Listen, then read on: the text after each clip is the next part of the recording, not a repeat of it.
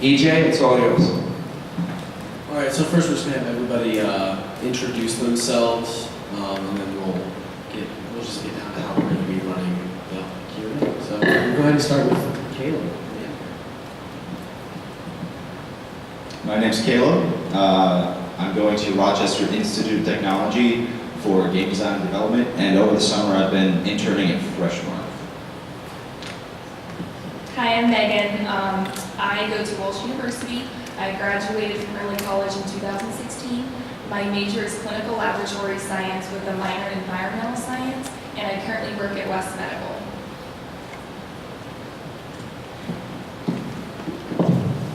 My name is Daniel, and I go to the University of Mount Union, UMU Raiders. And I'm a neuroscience major with a minor in biology, and I currently work at West Medical right now.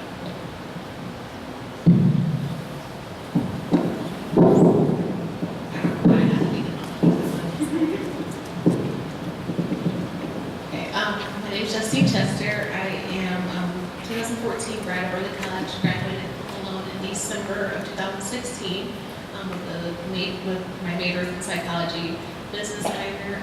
I currently work full-time at Malone as an admissions counselor and still part-time at Glenmore when I can.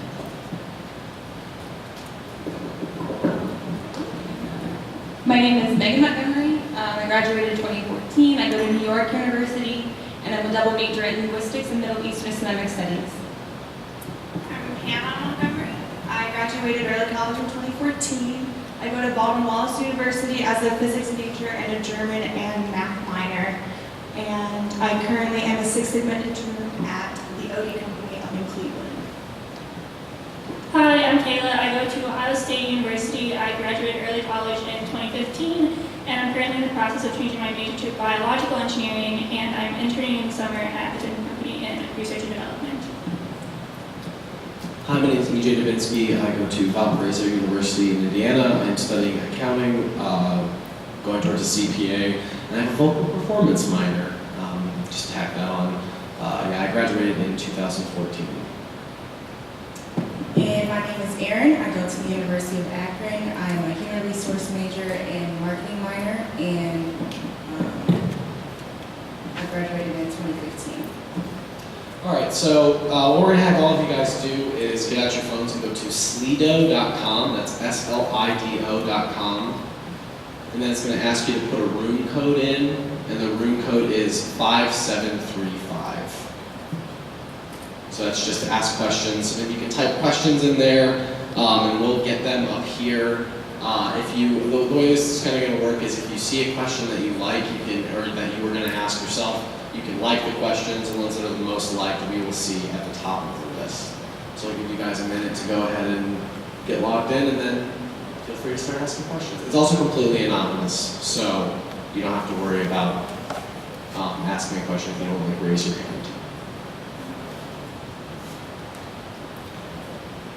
All right, so we have one that just came in. How different is early college from real college?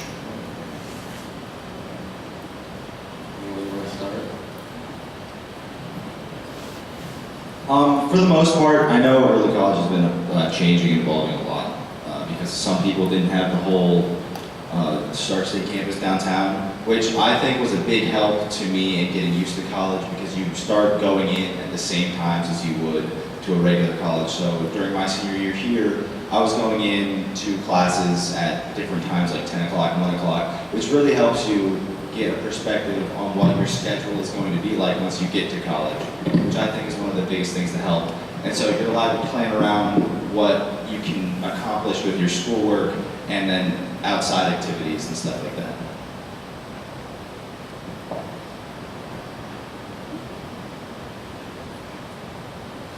Yeah, I mean, I think the biggest thing is just the schedule. Like when I went to early college, it was, you got in at 7:40 and you left at 3 or whatever it was. And I mean, I have like 3-hour gaps in between classes. I have no classes some days. I have classes with people I don't even know, which is very different from early college. You tend to have classes with pretty much the same people all 4 years. And as you get more major-related classes, that happens, but not really kind of at the beginning. So that was really the main difference between early college and college. Also, I think one of the differences is you're still in high school. So you're still largely having things taken care of for you as far as like your living and feeding yourself. You don't have to like worry about a lot of that stuff. So those kind of stresses get added as well. Sure. Just to go off what EJ is saying, I thought because I left here with 2 degrees, I knew exactly how college worked. And then like my first 2 months of college, I cried, and I don't even cry. Just because, like EJ said, here, even though you have a lot of independence and you're really responsible, you still have Mr. Bruner and like the entire operating committee, like, hey, you need to maintain this GPA to be involved in camp or whatever else you were doing in college. Like, no one contacts you until you're at that point where you're not meeting the requirements. So. Just one more thing. So one thing I really noticed was that the difficulty of college classes here was slightly, if not like a little, extremely easier than stuff you may be facing depending on what college you go to. So I wouldn't go into college expecting to just be able to study the amount you did here and be fine, which was one of the biggest changes for me, and just prepare yourself for that. So Ned, we have a question that's been getting lots of likes. So what kind of on-campus / off-campus jobs are most beneficial? That really depends on your schedule. So I work on campus and I get paid pretty well. I can't remember what minimum wage is for New York, but I get paid above minimum wage to work on campus. My university has it so that I get a paycheck every other week. Some people, they only get like a paycheck at the end of the semester or something. So it's really not that different than an off-campus job in that sense for me. Also, on-campus jobs are more kind of willing to work with your college schedule. So when finals pop up, they're like, we understand that you need to take time off. Where sometimes off-campus jobs aren't as flexible as that. But that also depends on your off-campus job. So I would say largely two. I mean, that's a really good point that one is the time they're willing to work with you, but two, you're on campus already. So you don't have to go off campus. Sometimes, while you're walking between your classes, you'll be walking through the buildings that you're working in. I would say it also just depends on what you need the job for. So why do you need the money? For me, I have 3 on-campus jobs, but one of those I work more hours for, and that money is for my rent, and then I have another one that I work just for like fun money, just for extra spending money. So if you can have something that's tailored towards your major, I know like in the health profession, so there's a lot of other research like with sciences and stuff like that. There's a lot of opportunities to work in a research lab, which not only is getting paid, but is also giving you experience. So it depends entirely on what you need it for. Just to add to that, if you work on campus, certain departments let you work on schoolwork. If you have anything else to do, off-campus jobs, not so much.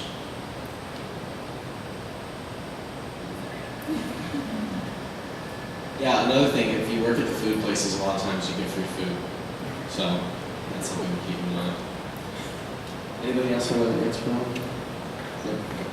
that? For those of you that attend college outside of Ohio, how hard was it for you to fight or get them to accept your credits from here? So just raise your hand really quick, who here is going to school out of state? Okay, so Kelly, you have to start.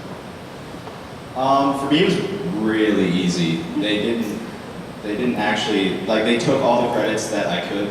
The only problem with me was that the only credits I could really transfer were like, what are they called? Just gen ed stuff. So like we came out here with like 64 credits, so I could only transfer 40 some because past that, it's all stuff based on my major, which is very different from most majors, so I couldn't really transfer that past that, but it was really no problem with me. 0 credits transferred. So very difficult. For me, it was, is RIT, are they private or public? No, never mind, it's not a private thing. But my big suggestion, if you decide, you go out of state for college, and you decide to go to a college that's not going to accept your credits. If you talk to your family, look at your options, your financial options, and if you think you can handle that. My suggestion, though, is when you take your gen ed classes, because you will have to take gen ed classes, is to take things within the department that you want to major or minor in. So I got rid of most of one of my majors just by taking my gen eds in that department. So that was really useful for me. So it was like I was working towards my degree instead of just taking gen eds all over again. So for me, it was extraordinarily easy also. I think one of the only things, case by case, how important it is that they accept all your credits is entirely up to you. So like for Megan, she got into her dream school, it didn't really matter all that much to her that not that many of her credits transferred. In the same vein, I'd say that even if not very many of my credits transferred over, which they all did, I probably still would have ended up at Valpo because I decided from the day I visited there that I wanted to go there and I wanted to spend 4 years there. I was not going to try and graduate early. In a similar sense to what Kale was talking about, not very many of my credits apply directly to my major because it is accounting, there's not a ton, but it does help, especially there are certain certifications that you can only get if you have, say, 132 credits, which not very many majors offer you. You have a double major sometimes. So for me, because I came in with those 64 credits, they were all accepted. I'll have a really easy job, or a really easy time now getting my CPA, and I didn't have to just slam my schedule with credits. So yeah, it depends entirely on the school, I would say. Can't maybe get something else? Just something I did. A lot of schools will tell you whether or not they accept credits from Stark State. So like I directly looked up what schools, out of RIT schools accepted credits from, oh my gosh, what am I saying? What schools RIT accepted credits from, and Stark State fell on that list, and then I just sent an email to someone, and they basically confirmed that. So if you are worried about that, that is something you can just directly bring up with the school of your choice. So, you have something else? Okay, as a bit of a side note, even if your credits do transfer, you might run into issues, like I go to BW, which is up in Cleveland, so it's in-state, but I had to fight for like 2 or 3 of my courses to be considered as credit for my major. Like I had to go and I had to find my syllabi and say, no, I don't need to take this English course because I already did everything in this course and you already accepted that credit and stuff like that. So you're probably going to get some people, some heads of departments that are kind of finicky about that, who think their course is better than the course you've already taken, but they usually give in and let you apply that credit toward that course. So. All right, so this one I have highlighted up there, and this is I'm gonna have everyone go down. Hold on one second. Oh, yeah, sorry. Going off what she said, if you argue with them and debate your credit, they will eventually accept it. It's not for certain they won't accept it. You have to, it happened to me with 2 classes. So when you're a freshman, they tell you to save all your syllabi when you're in early college. Thankfully I did, and if you don't, just see if one of your friends have that syllabus, make a copy of it. If you take it to the registrar's office, though, it took 5 minutes, they read through, my issue was it had 2 different class names. They read through, saw that it covered the majority of what they were going to teach in the class, they accepted it, So make sure if you're not saving your syllabi, make sure you're still with everyone. Get the ones that you don't have, and save the ones that you're going to get. They also have archives of the syllabi at Stark State. That's what I do. You can go to Stark State and request syllabi from a specific class. They have them all there. Okay, sorry, does anybody else have any cut you off on there? Does anybody else have anything? Okay, so this next one I'll have everyone here answer, and then have you just kind of talk about the stuff that you are involved in school, because whether or not you want to believe it, school is not just school. Is it helpful to join extracurriculars like clubs or sports during college? So if everyone just wants to go down and talk about the stuff that they're in and how it's benefited them. The easy answer is yes, but for me, I took it a little slow and probably too slow. I think one of the biggest things is you want to go out of your comfort zone, but you don't want to go too far out of your comfort zone to the point where you're overwhelming yourself and you're feeling too bogged down by all the pressures of other activities. Because you are in school, but those other club activities are still really counting on you to perform in their areas as well. So one of the biggest things I did was I was in a show which was taking me up 4 or 5 nights a week for 3 to 4 hours every night, And that was something that I had to really adjust to. And I did that the second semester, so like that was a big change. So I really just think it's more about whatever your comfort zone is. But again, don't just sit around and do nothing, because after you get out of school and once you're looking for jobs, people are still looking to see what all you did there. I think it's extremely beneficial to join clubs and activities. When you go into a new school, you're not going to know a lot of people, and that's a really easy way to get to know people that have the same interests as you. I know most of my close friends I met through, I'm in band, and that's marching band, concert band, pep band, and then I also am involved in a Connect group on my campus, which is it's like a Bible study, and that was a really easy way to get to know people, and it's not an awkward situation. You just kind of hang out, and it's just really easy to get to know people. For all those athletes out there, just to let you know, there is not enough time in the day to be an athlete and play school or work at the same time. My first year, I worked at West Medical in Madison, and I was playing tennis for Mountain, and I was still trying to handle my schoolwork, but something had to give. So that's what advice I would just keep in mind when playing sports.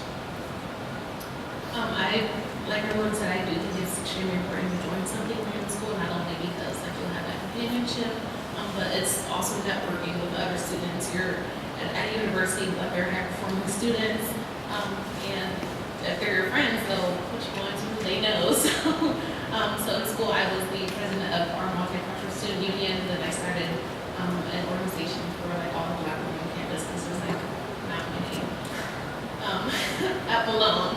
But it's extremely important. All the friends that I made there, like literally the first day of going to a meeting, are all of my friends now, and like they work all over the world. And now I'm like trying to get some of their international connections. When you travel, you have places to go. Once people move for different things, like I really encourage it.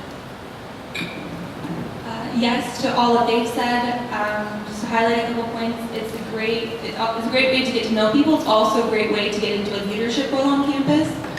So maybe freshman year, you're not in a leadership role, maybe sophomore year, but junior year, senior year, you'll have that. And that's something great to put on your resume. And also, you will need recommendations sooner or later, whether or not you're applying for something on campus, you're applying for a scholarship, you're applying for a job, something like that. And the faculty advisors for these clubs on campus are really, really valuable for you because they've been working with you and they've seen how you balance your schoolwork and your extracurriculars and things like that. And you don't have a lot of opportunities for that in college. It's not like high school in that sense, to get to really know the faculty and the professors. And so clubs are a great way of getting to know those people. Yeah, pretty much everything that's been said is what I do is accurate. It's a really great way to get to know people outside of your major. And you get friends all over campus and from all over the world, and having a place to stay is really nice. So I also agree. I went into college knowing that I wanted to be involved because I was super involved in high school. So Ohio State has involvement fairs where they have all these clubs and all these organizations that's just like a giant table. And you walk around and you get to see what you want to be involved in and what you don't. So I got involved in Society of Women Engineers, which is my national organization. And it just opens up so many opportunities. So like I traveled to Philadelphia, to Pittsburgh, I'm going to Austin, Texas in October. Clubs and organizations just open up new doors that if you weren't involved, you wouldn't know they're even there. So one of the biggest lessons that I learned from my friends and like people who graduated ahead of me at my school was that if you're just going to school to get your degree at the end of it, then you're essentially paying however many hundreds of thousands of dollars for a piece of paper.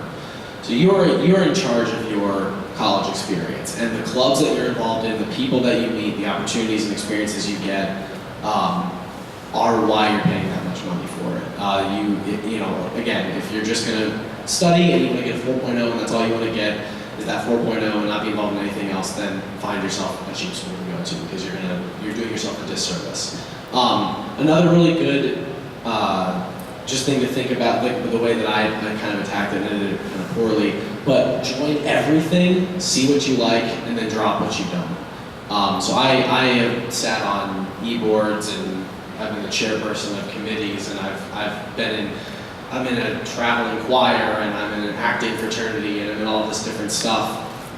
And it's all contributed to how amazing my college experience has been. Without that stuff, without those groups of people, those committees, all of that, my college experience would be nothing what it's like.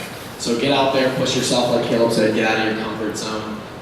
Don't just sit in your dorm room. I mean, obviously put your homework and stuff like that first, but get out there and meet new people. And you'll have the opportunity to do some really cool things. Like we have a site of women engineers at our school, and we travel all the time. I've gotten to travel all over the place just because of the groups that I've been in, lots of times for free, which is really nice.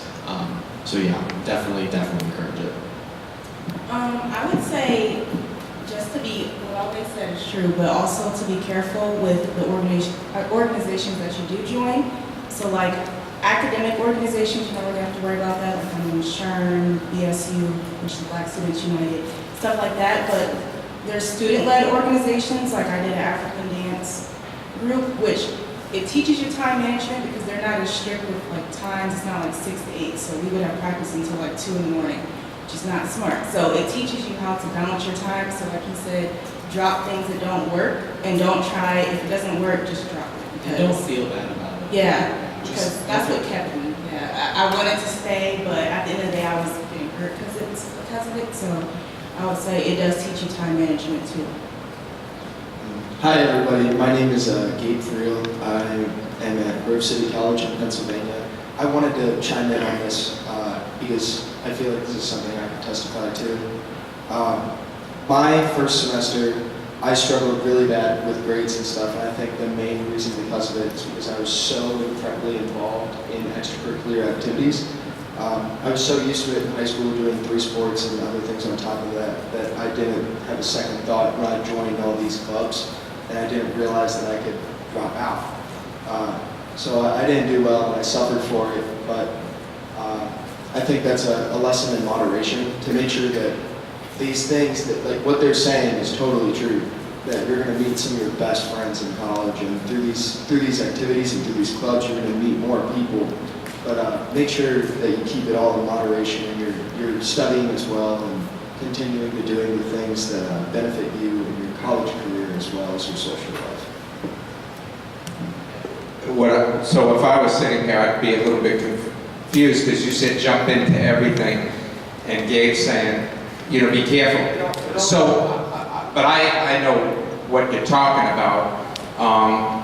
But let me just talk about the first semester. Like, should you just wait the first semester to see what's going on, or are you talking about jumping into whatever you can right away, or? So that's what I meant by jump into everything right away is to, a lot of times they'll have like introductory meetings where you can go to a lot of stuff, and when your course load is relatively easy as a freshman, you can just go, you know, at Wednesday night at 8 p.m. when the Financial Management Association is having their meet and greet, you can go to that and you have all the time in the world to check it out. And you can meet a bunch of cool people, and then figure out what you like, and then, you know, at least at my school, and so it's like with my fraternity and different things like that, I couldn't jump in until the second semester. But I think freshman year is a really good time to get your feelers out. I didn't mean just like jump into everything blind. Yeah. So just see as much as you can right off the bat, because I'm now learning about organizations that I had no idea about. I've been in my school. This will be my senior year, and I'm like, oh wow, I didn't join that. You know, the first day I got on the campus. It's just because I didn't explore enough. I just want to add that clubs are great chances to get leadership positions, and companies really look for those on your resumes too. Yeah, again, I can't stress that enough either. If you do just have that 4.0, and all you can say is that you had your high school job at, you know, Wendy's or whatever, and then your 4.0 and your degree, you're going to get beat out by someone who has a 3.5, what was the president of the university or something like that, you know, vice president of this club, chairperson, whatever. All right, so the next top rated question here is pros and cons of having a car on campus. So yes. Yeah. Pros, you can be your friend's taxi service. That's also a con. But I think overall having a car on campus is probably a good thing. A lot of campuses don't allow freshmen to bring cars on campus. Mine did. But like having a car, you don't even have to use it all the time. It's just gonna sit in the parking lot for most of the year, if not for all of the year. But you do have to pay for that usually, but if you need your car for an emergency, or if your friends want to go on a trip or something, or if there's something off campus that you guys really want to do, you don't have to wait 3 hours for a bus to take you there, because that's what I did at the beginning of the year before I had my car. We would want to go down to downtown Rochester, and it would be a 8-hour day, 4 of those being on a bus. So I think overall having a car is probably a beneficial thing. It was really important for me to have my car on campus. As I said, I work at West Medical. I also volunteer at my church, so it was important for me to be able to go places and on my own time. And it was also nice to be able to come home. Agreeing with what Caleb said, there's a lot of things that's outside of campus, and sometimes it's not walking distance, so a car is very valuable, especially your freshman year.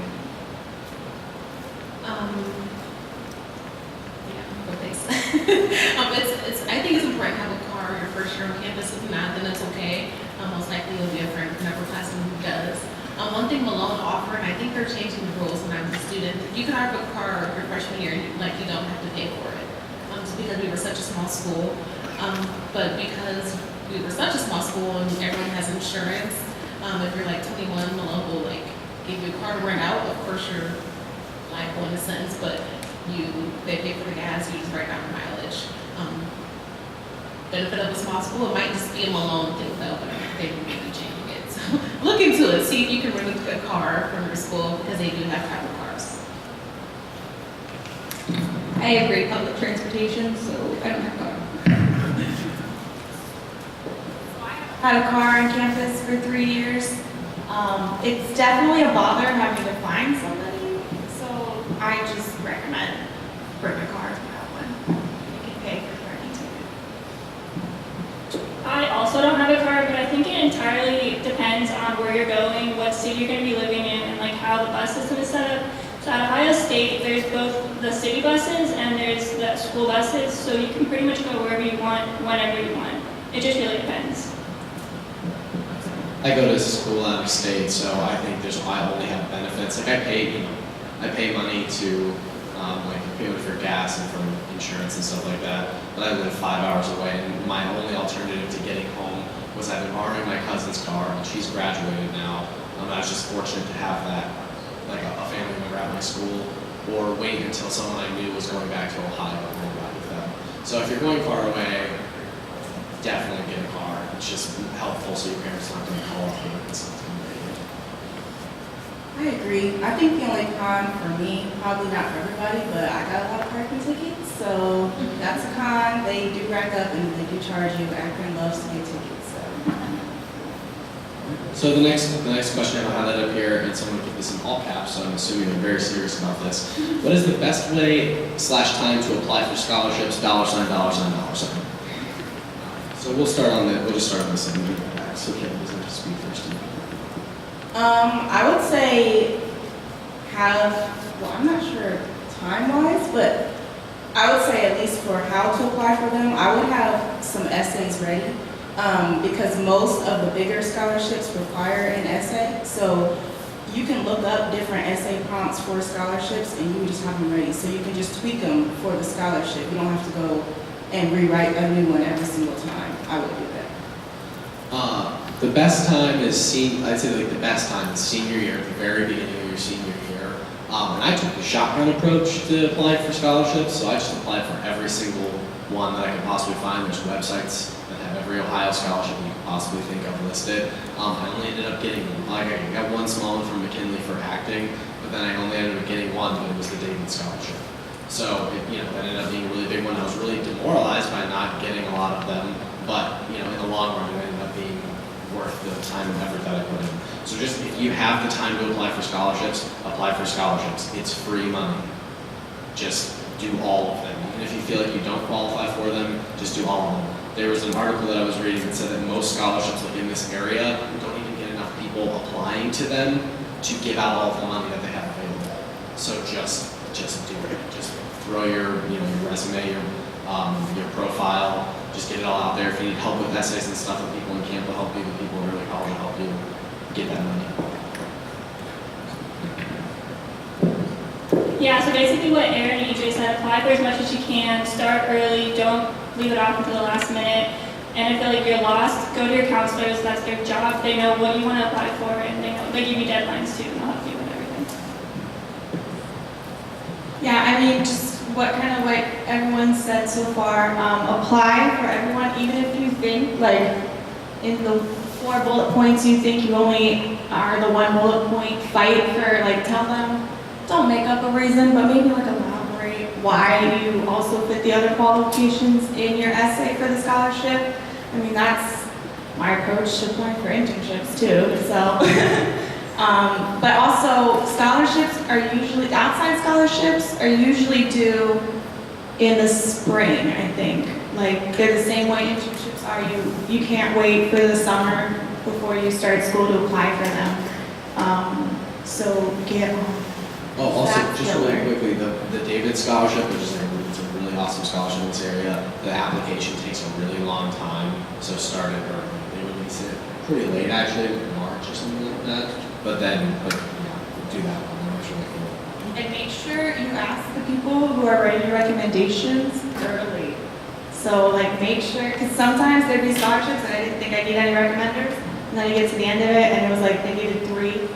And then you're like scrambling to find people who are willing to do it in like a week or whatever. So make sure you read the whole thing through on the recommendation meeting. All of what they said, also remember that you can apply for scholarships after your freshman year, and oftentimes as you get more into your major, or even some of the extracurriculars that you do, there will be scholarship money available for that, either through outside sources or your university. So universities often have scholarships that they just kind of don't tell people about, or they have it awarded to people, and then depending on how, with the alumni basis for your specific college within your university, there can be a lot of money in that too. That's another reason to join clubs, because lots of times faculty has to recommend you for scholarships, but you don't know about those scholarships. And I've gotten recommended for scholarships, quite a few scholarships that way, because the faculty knew me from some organization I was in. Just to piggyback off what Hannah just said, another reason to join a club is to, the letters of recommendation go well not only for scholarships but jobs, especially if you're graduating and a position opens up at your school. If you can get a letter of recommendation or someone from the school to like, hey, you should hire this person at our institution, it works well. From an admission standpoint, best time to apply for scholarships is around October, because now you can do the FAFSA. In October, they just use the previous tax returns from your parents, like the year before. October, between October and September, also because that's when there is the most government funding. Yes.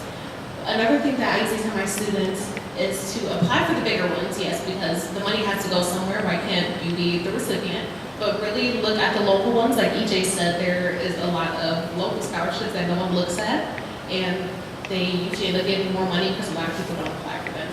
So really look at local scholarships, even if it's only $500, that's like a semester or a semester and a half worth of books. So it doesn't matter how small it is. Like they said too, I remember who said it, joining a organization really helps getting scholarships. So like, even when you're like not a freshman, so if you're in college, see what scholarships apply to the organization you're in or the experience you have from your internship for organizations. So like literally 15 days before I graduated, a scholarship came across my path and I applied for it and it was like $1,500 and I was literally done with classes. So it just helps always stay on the lookout for them, especially like Megan said, there are scholarships from alumni who have donated to your specific school. So again, I think I was like a sophomore. I needed $2,000 so I could continue my classes. Didn't have $2,000, and like I needed a week before I could attend classes. Have the money for attend classes. I went to the financial aid office, and because of all the wonderful alumni that donate to the school, I was able to have a $2,000 scholarship that was just for psych students. So be sure to look into that. For outside source scholarships, I would recommend starting like in April, at the least or maximum around there. April, a little longer than May, but most of the deadlines are in May 18th around there for us as scholarships. And when you do apply for scholarships, I would advise just give them a call, hey, did you guys get my application? So they got your name on their mind or something like that. And especially with what Justine said, small scholarship, like $200, $300, it might not seem like a lot, but it adds up. And people not think, oh, this is only a little bit of money, so they're not going to apply for it. If everybody had that thought, then nobody gets the money. So I would advise not just looking at the big scholarship, but with the small scholarship as well. And that's coming from someone who had his entire first 2 years paid for, so. And with schools, I would recommend calling your school and asking them what scholarship you have for me, minority. Don't be afraid to put the minority word out there, because that will get you a lot. Just ask them, hey, what can I get for being left-handed? What can I get for being an athlete? Athletes don't ask that question. Even if the school tells you you can't get anything for being an athlete, the school will find you something for being an athlete. It's one of those things. Yeah, but just on top of that, they also will, for private universities, a lot of times tuition is negotiable. So I know I just sent a letter essentially saying, hey, can I have $2,000, an extra $2,000 a semester? And they just said, yeah. So yeah, reach out, just see what kind of money they can give you. Maybe don't try that at a state school, but at a private school, yeah. I think it's just important to remember, don't quit applying for scholarships. I know that a lot of my friends are second year now and they've just forgotten all about applying, and your goal should be to graduate with as little debt as you can, and you can't do that if you just forget about it after you've been in for your first year. Besides all these wonderful answers, I'm just going to go back and say really hone up on writing your essay, because for most of the application part, it's just a bunch of check boxes and listing off your GPA and stuff. Once you get to your essay, if you can really just captivate the person reading it, you basically won yourself a scholarship. So really focus on making your writing even better and better.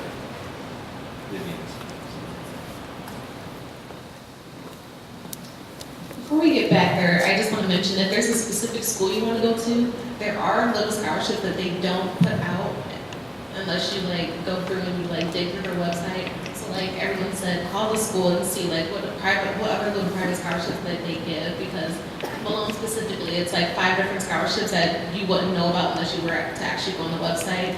And then you don't even have to write an essay for at least those ones at Malone. You just prove that you are whatever.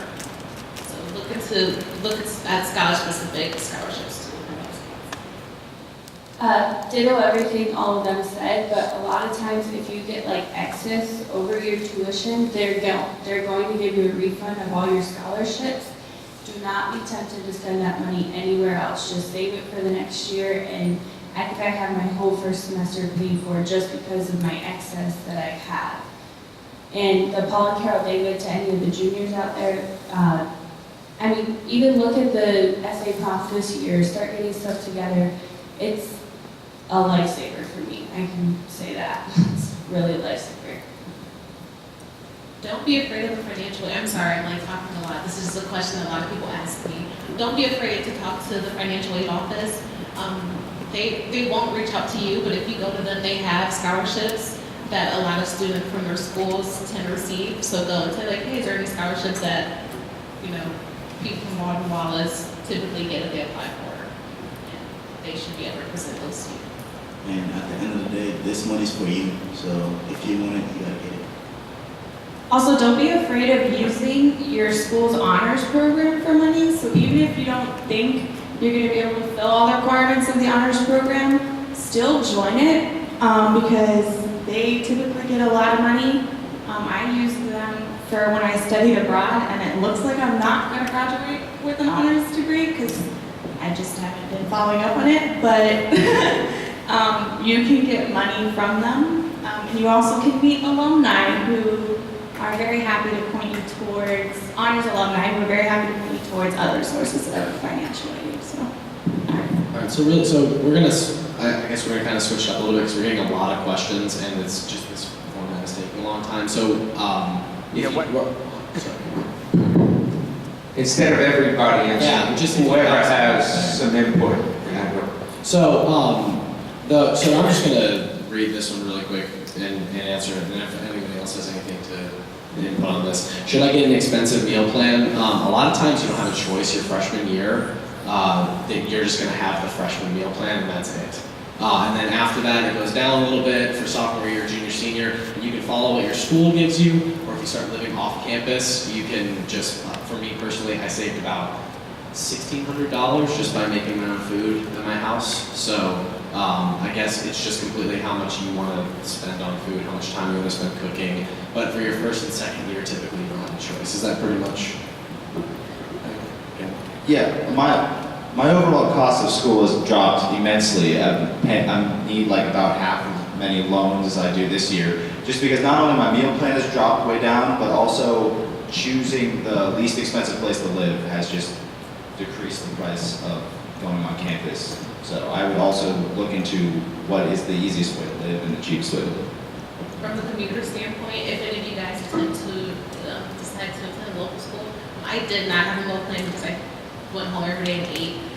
But if you're going to spend $2,000 on coffee like I did, I calculated this is where financial aid or being like financially literate comes in handy. I spent over $2,500 in 2.5 years on coffee. If you're going to do that, get a meal plan. Those add it to your tuition. But yeah. So yeah, it's just completely case by case basis. So I guess we'll get to something that was a little bit different from the other ones we've had. Is it easy to find yourself in the trap of constantly partying and drinking? Yes. Lucian, don't make any friends. Don't have to worry about it, all right? No, but I think honestly, as many people think they have to go out and party all the time, it really is, it boils down to what you want to do. Don't feel pressured. Peer pressure is a thing. Do not feel pressured. If you don't want to go out and party at all, or at during a single night, you have something big going on the next morning, I would say just don't. I had to work a lot of weekends because I got stuck with the night shifts Friday and Saturday. So that was something I had to deal with, but I do think it just really boils down to what you think you should do and what you're capable of. So as much as, I'll just level with you guys. So as much as you say it's like peer pressure, you can do whatever you want. It is very easy to get caught in the trap of partying and drinking. Not only from a peer pressure standpoint, but from the standpoint of alcohol. It's it's an addictive substance in the same way that caffeine is and things like that. So my freshman year, there was a period of a couple of months where I was, my studies were suffering and things like that from partying. And I would actually say in the opposite of what Caleb said, that the thing that really brought me out of it was that I had good friends who were willing to say to me, hey, you're destroying yourself. You're not, people are seeing you doing stupid things. You're not focusing on school as much as you should be. I think that having those friends who are not only going to keep you safe, having a really good group of friends, we talked about this last year in the panel, is one of the best ways to go out and make sure that you're going to be safe if you choose to do that. But they were also there for me to hopefully act on the right path. So I'd say it definitely is, it is easy to get caught in that trap, but it's just as easy to get out of it if you have the support system around you. And you guys have, one of the biggest and best support systems around you already before you go to school. Also keep in mind the alcohol drinking age is 21. So if you do get caught with alcohol, you get underage. For some campuses anyway, if you're private school, everything get dealt with in-house. But if you're outside the campus and you get caught with alcohol, you can be underage and that goes in the criminal record. And you can be reported, get fined, suffer, and go through all this process. But just keep in mind, even if you get caught with alcohol in the room, I'm not saying don't drink, I'm not saying do drink either, but if you do decide to drink, don't keep the alcohol in the room or don't be flashy with it. Don't try to show it off. Because that's the easiest way to get caught. Also, if you get caught with drugs, you lose federal scholarships. Pick up campus. Or you can pick up campus. But it's guaranteed. But it's guaranteed to also lose federal scholarships.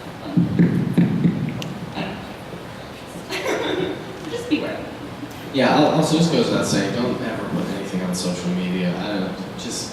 I don't know. So part of me thinks that when you get to college, you should just delete your social media altogether. But people, I see some. I'm the vice president of standards for our Greek life on campus, and I've seen so many stupid posts of underage people putting things up on Instagram, Facebook that they absolutely should not be. So I think that we've talked about that before about your internet presence in camp, about how it affects the rest of your life. So be really wary of that. I think it's also really important to not only respect the people you go out with when you're partying and whatnot, but also if you do end up getting caught, be very respectful to the authorities on campus because they're more likely to be lenient with you. This one guy down my hall got caught with drugs, but since he was very respectful to the officers and everything, and our school is already pretty known for like, the first offense is like, they'll just talk to you, you'll have to maybe write an essay or something. But the more respectful you are to the people on campus, the less danger you are of losing your spot on campus, money, or even worse. Right, but I've known students who got thrown out of school for a first offense. Yeah, I mean, it does depend on what school you go to, but I'm just saying, like, don't lose your respect just because, oh, I got caught, it's their fault, not my fault, that sort of thing. Like, don't get angry at the people who are doing their job to, keep the campus safe and keep you safe ultimately. I would also, a lot of people, like my first year, Malone's a Christian school, but it's still it's still university. So even though we didn't have parties on campus, there was almost a party, and I think it rings true for every university. There's a party, if not every day, almost every day, and if it's not a party, it's like a kickback sort of thing. You're not missing anything, they're all almost the same. So if you don't go on Tuesday, almost the same exact thing will be happening on Thursday. Amen. So make sure that you do study. And then like people, it's full of very smart people, but it's also a lot of people who don't really think things through. So there's this thing that a couple Malone students have done called the Near Fest. So it's like huge house party like the week of finals. Like finals are near, and instead of people studying for finals, they're all at Near Fest. Do not go to Near Fest or whatever that may be called. Everything. Please study for finals because ultimately, that's not what you do. They're all the same. It's fun, but you're not missing anything. Just a quick thing too, like inherently, like in my core, I am not a partier. Like I'm a go to the bar kind of person. So don't think you're just gonna like do a 180 in college. Like yeah, you're gonna go to a couple parties. I go to maybe like 2 a semester or something like that. Like, and so don't like be worried. I don't know if anyone is, but like you're not gonna like become this weird psycho alcoholic if you're not like peer pressure is a thing, yeah, but also like just you're not gonna be a completely different person always. So some people do that. Do have fun though, but be smart, be legal, and be social network smart. Because EJ touched on social networking. Has everybody looked at the video, The Perils of Social Networking on the camp website? Let me put it this way, has anybody not looked at it? Anishi, you haven't looked at it?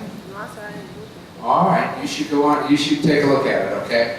And you will see Mrs. Myers, who was 25 years in HR, and she will look at her presentation.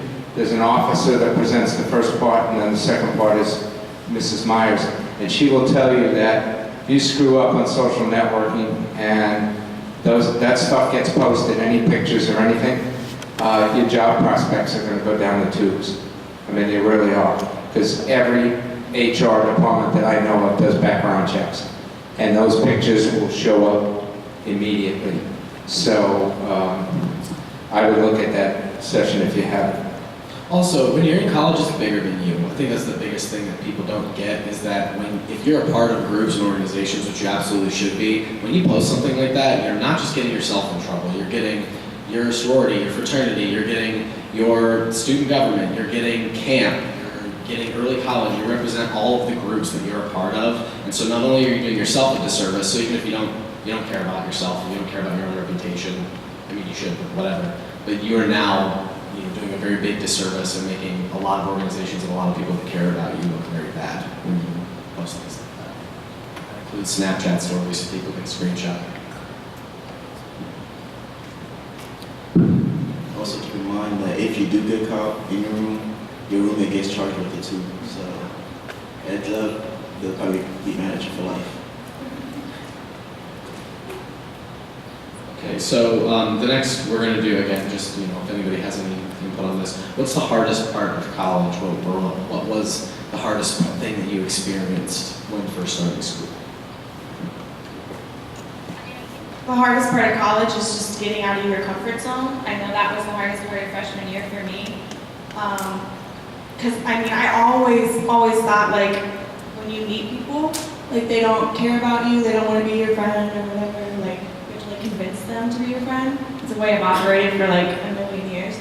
But then you get to college and you realize no one wants to be without friends, so everyone wants to be your friend, like, right off the bat. So even though it's the hardest part, it's also like the easiest thing to get over for me. The course load's really difficult. I think that's kind of obvious, but it can just kind of be a lot, especially if you are taking a lot of humanities courses, if you're not used to taking humanities courses, or the opposite way, if you're taking a lot of like math or science courses and are not used to it, just kind of that switch can be difficult. I'm getting a point in one of my majors where I have like 200 pages to read per class, twice a week classes. And so there's another, I'm not sure if we're gonna get to it, but there was another question that said, do you have a study buddy? Yes. We make like Google Docs and like we put our notes from our readings in there so that way like even if you don't get to part of it, you understand what's going to happen in class the next day. So like if you have a really heavy like Tuesday, Thursday schedule, but a pretty light Monday, Wednesday, you can catch up on those readings, but you still know what's going on. Because if you don't do the readings before class, you kind of just lose all of that information that the professor goes over. So really the hardest part for me was being in classes I'm not used to being in and having to deal with that workload.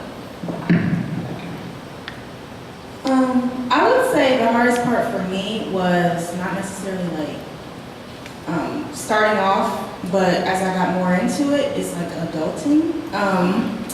When actually having to sign leases and put deposits down, like I just got a house, having to go into like legal contracts with people who aren't necessarily always on your side is really scary. And then you have bills. It's like you really become an adult. And I live away. I live in Akron now, so it doesn't stop. I don't come home. So I think you really become an adult once you get to school a lot of times, and a lot of things that didn't hit you in high school will hit you in college. So you have to be prepared for that because you're kind of on your own, even though you have people, you're on your own essentially. The hardest part for me was waking up at 8 o'clock in the morning because I'm not a morning person. And honestly, as for freshmen, I would advise you, look at your schedule. You could change your schedule to like different times. You don't have to schedule at 8 o'clock in the morning just because your advisor puts it on there. And your advisor, they just put it on there. They don't really care what time you wake up. It's basically, you get the class done. But I would advise you, if you don't like waking up early in the morning, don't schedule morning class, especially freshman year. And if you're scheduling classes, I would advise not to schedule 18 credit hour classes, especially the freshman year, because that's a lot of workload. More than just thinking of like 4 classes, that's not that much. It gets heavier throughout the semester. I think the hardest part for me was studying. I had to study early college, but it just felt different in college. So just studying, making sure like there's a statistic out there for every class you take, you should study 2 hours for each class. That's very true.